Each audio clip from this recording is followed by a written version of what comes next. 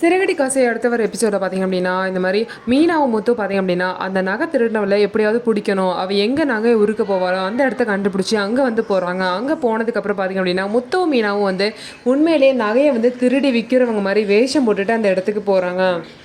அப்புறம் அங்கே போயிட்டு பார்த்தீங்க அப்படின்னா, இது மாதிரி நாங்கள் நகையை உருக்க வந்திருக்கோம், சீக்கிரம் வேலையை பண்ணி கொடுங்க அப்படிங்கும்போது, உங்களை பார்த்தா புது ஆளுங்க மாதிரி தெரியுதே, யார் நீங்கள் அப்படின்னு சொல்லி கேட்கும்போது, அந்த சாமியார் விஷயம்லாம் போடலமா அந்த பொம்பளை அவங்க சொல்லி தான் நாங்கள் வந்திருக்கோம்னு சொல்லிட்டு முத்துக்கு மீனாவும் சொல்லுவாங்க.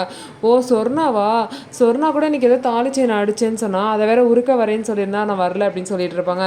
சரி நீங்கள் தான் எங்களை நம்பல, அவங்க வரட்டும், வந்தோடனே வேணால் இந்த வேலையை பண்ணி கொடுங்கன்னு சொல்லிட்டு முத்து மீனாவும் சொல்கிறாங்க. அதுக்கப்புறம் கரெக்டாக அந்த நேரம் பார்த்து அங்கே போலீஸ் வந்து அங்கே உள்ள திருட்டு வேலை செய்கிறவங்க எல்லாத்தையுமே வந்து பிடிச்சிட்டு போக வந்திருக்காங்க. அப்போ முத்துவி மீனாவையும் பிடிச்சிட்டு ஜெயிலுக்கு போயிட்டாங்க. ஸ்டேஷனுக்கு போனால் அவங்க பார்த்தீங்கன்னா, நாங்கள் நல்ல குடும்பத்தில் வந்தவங்க, நாங்கள் வந்து இந்த மாதிரி வேலையெல்லாம் பார்க்குறவங்க இல்லை, எங்கள் நகை திருடு போச்சு, அதை வந்து திரும்ப மீட் எடுக்கிறதுக்கு தான் சார் இங்கே வந்தோம் அப்படின்னு சொல்லிட்டு போலீஸ் கிட்ட சொல்கிறாங்க. அவங்களை எப்படி நாங்கள் நம்புறதுன்னு சொல்லும் போது ரவி ஸ்ருதியும் ஃபோன் பண்ணி வர சொல்கிறாங்க. அப்புறம் தான் இவங்க அண்ணா அண்ணி தான் அப்படின்னு சொல்லி சொல்கிறாங்க.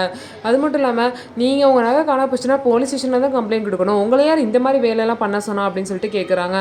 ஸோ இதுக்கப்புறம் என்ன நடக்க போகுது, அவங்க 2 பேரும் எந்த பழியும் இல்லாமல் வெளியே வந்துடுவாங்களா, அது மட்டும் இல்லாமல் அந்த சாமியார் பொம்பளையும் பிடிச்சி நகையை திருப்ப வாங்கிடுவாங்களா அப்படின்னு சொல்லிட்டு வெயிட் பண்ணி பார்க்கலாம். நம்ம வீடியோ உங்களுக்கு பிடிச்சிருந்தா நம்ம வீடியோவை லைக் பண்ணிட்டு பாருங்கள்.